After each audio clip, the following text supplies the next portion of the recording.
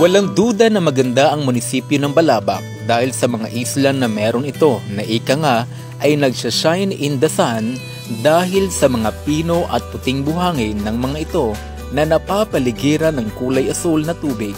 Binibigyan nila ng ibang karakter ang bayan na sa marami ay kahali-halina kaya gusto nilang pumasyal dito.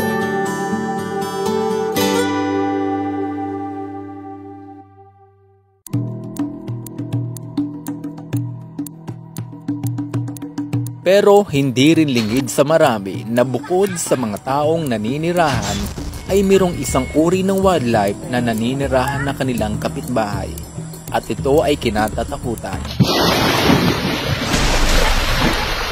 Ito ay ang mga buwaya. Dalawa! Aroy!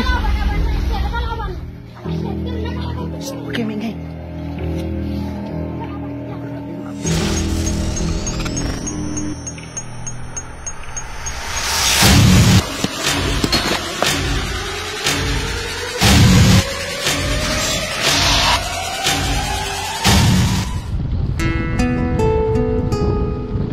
Minalas kami dahil wala kaming namataan ng buwaya noong kami ay tumungo sa Balabac para sa istorya na ito. Ganoon man, alamin pa rin natin sa kwentong ito tungkol sa mga buwaya at kung paanong ang komunidad sa paligid ng kanilang teritoryo ay namumuhay kasama sila.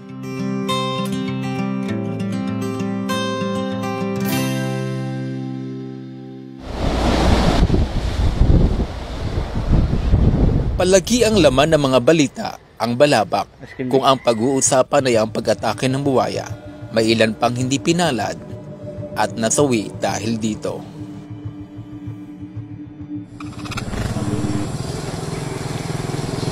Isa ang barangay Katagupan sa bayan na ito ang palagi ang nakikitaan ng mga buwaya. 30 minuto mahigit ang layo nito sakay ng isang motorsiklo mula sa poblasyon. Tinatawag silang saltwater crocodile. Ayon sa mga pag-aaral, ito ang pinakamalaking reptile at crocodilian known to science. Ang lalaki ay aabot ang haba sa 20 feet, samantalang ang babae ay halos nasa 10 feet ang haba. Ang lalaking saltwater crocodile ay nararating ang sexual maturity sa ika-16 nitong edad, samantalang ang babae ay nasa ika-12 hanggang ika-14 na edad.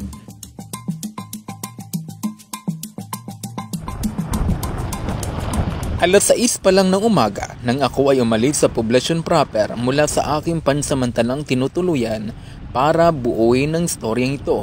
Gusto kong makita ang sitwasyon ng komunidad sa Katagupan at sa mga malalapit na lugar sa banta ng buwaya sa kanilang pang-araw-araw na hanapbuhay.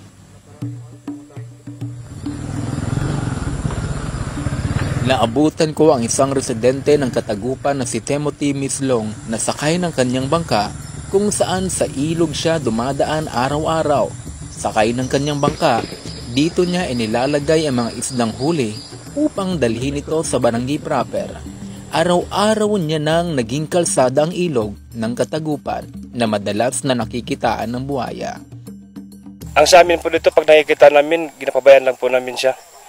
Opo. Dumadaan lang po kami kung nakataas siya sa pangpang, dumadaan lang po kami, hindi namin siya inaano. Hindi rin maalis talaga yung takot, pero dumadaan lang po talaga kami, hindi rin po siya ng ano, pag nasa bangka ka. Sinubukan ko ring pasukin ang ilog ng Katagupan, sakay ng bangka na madalas na nagkakaroon ng sightings ng buwaya. Ngunit siguro'y mailap sa akin na magpakita sila. Pero ilang beses na rin ako nakakita na aktwal na buwaya, katulad na lamang sa isang buwaya na ito na nahuli sa Sofron Española buwan ng Nobyembre taong 2021 na akin ding na-cover para sa balita. Ang sabi ng mga opisyal ng Katagupan, madalas na bumababa sa kanila ang PCSD at ilang mga private organization kung saan nagbibigay ng mga community awareness sa mga residente kung paano sila magkakaroon ng kaalaman tungkol sa pag-iwas at pag-iingat sa buwaya.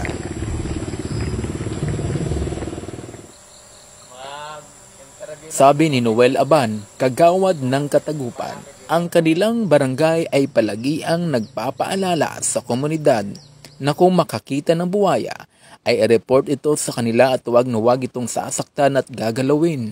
Sa amin naman po bilang barangay opisyal ng Barangay Katagupan, ganun po yung payo din namin na huwag nyo galawin.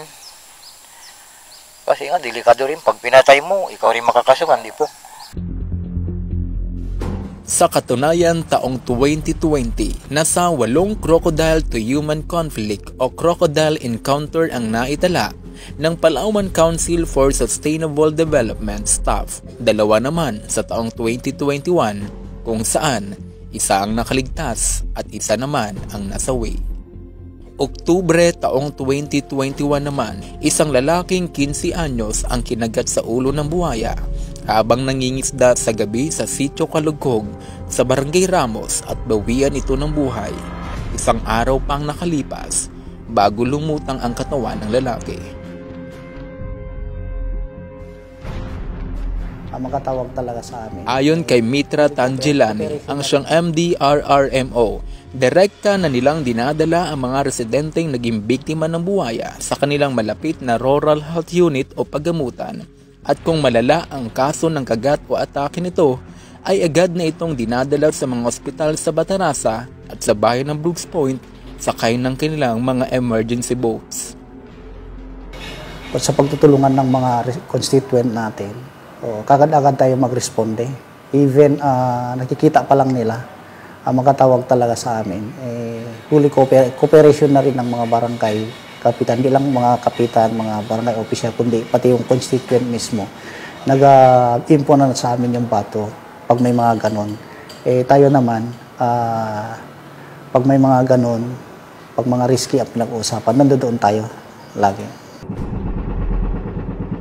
Anya, marami na rin mga residente sa Balabac na isa nang normal para sa kanila ang makasama ang buwaya sa kanilang pang-araw-araw na takbo ng buhay. Ngunit, hindi na maaalis ang pangamba nila sa maaaring isang oras. Isa sila sa maging biktima ng bagsik nito sa tao.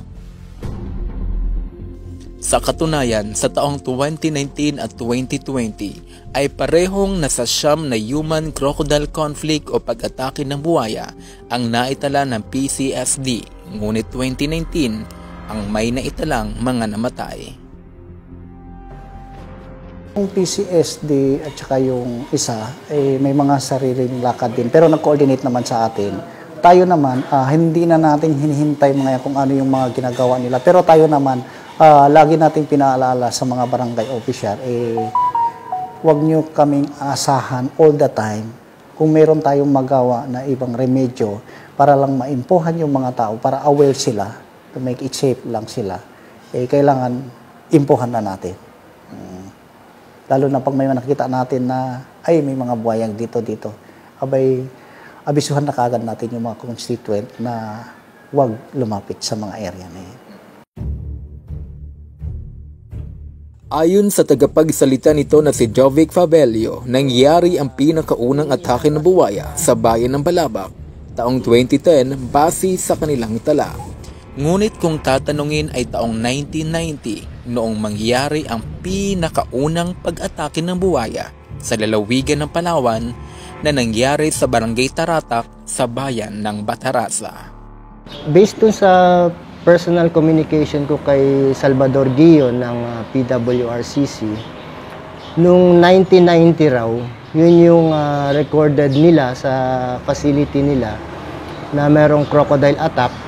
Fisherman siya at inatake siya ng crocodile sa Batarasa, sa Taratak. No? That was in 1990 raw.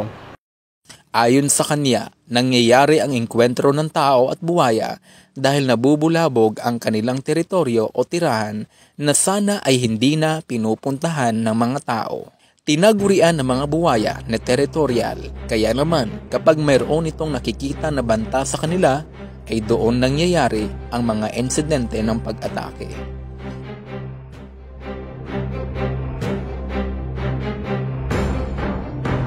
Definitely, meron itong kinalaman sa activities ng mga tao. No? itong mga kababayan natin, lahat na lang ng areas, ng mga ilog, ng mga sulok-sulok, pinuntahan na, yung iba nga nagbahay pa doon. No? So, yung kanilang habitat na sisira, no? And yung source ng pagkain nila nababawasan, kaya nabubulabog sila. Kaya ganun yung nangyayari. Dagdag pa ni Fabelio, mas nagiging agresibo ang mga ito kapag gabi at kapag breeding season. So pagkagabi, wag na tayong lumusong sa tubig. Wag na tayong mamana sa ilog pagkagabi. Wag na tayong sumisid sa ilog. Wag na tayong maglaba o magtampisaw sa ilog pagkagabi.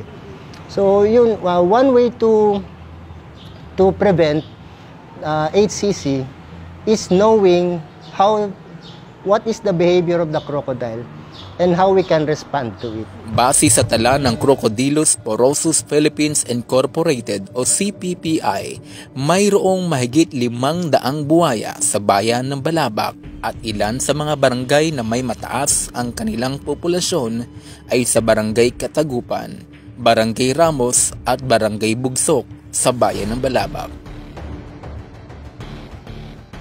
Sa Balabac, according to sa population study na ginawa nila Sir Rainier Manalo ng Crocodylus porosus Incorporated, meron silang nakitang 519 non-hatchlings. No? Ibig sabihin nun, mga juvenile pa to, pero kaya na nilang mag-survive on their own. No?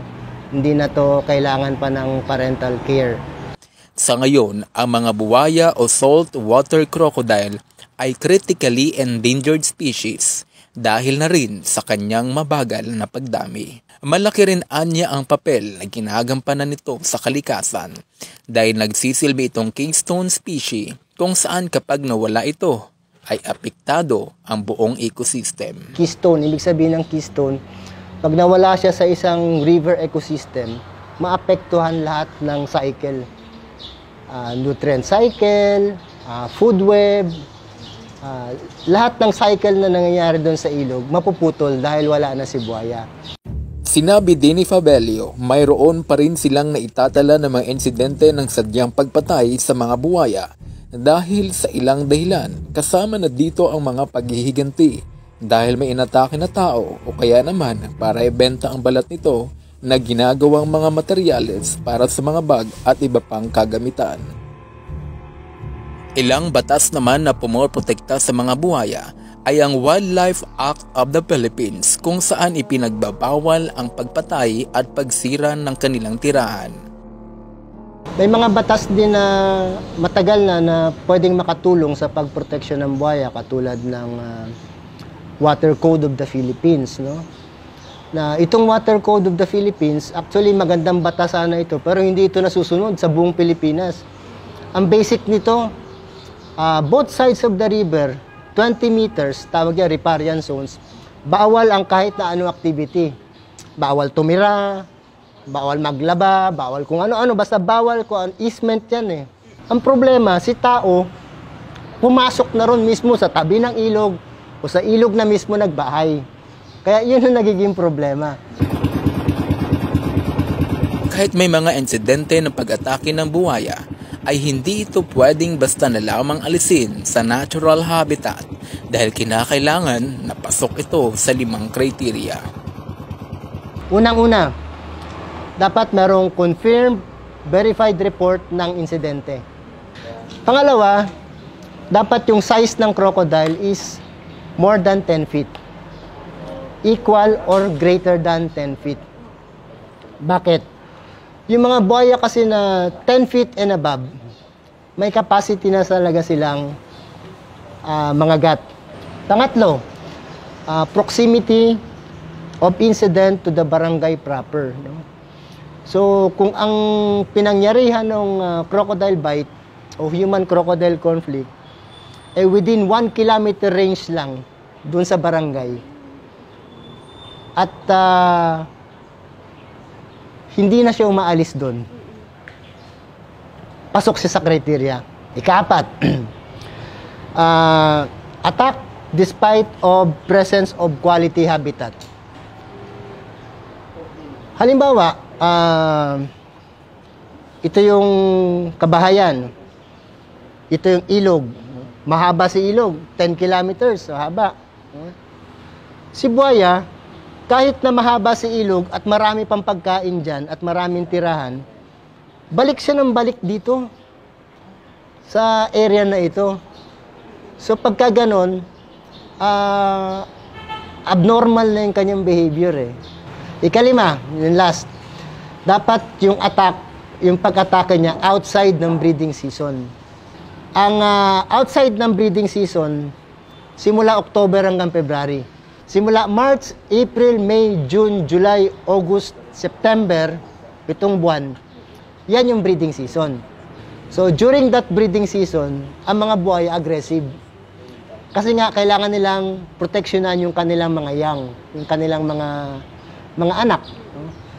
So, pag ang kagat ay nangyari na pasok doon sa breeding season, hindi siya papasok sa criteria.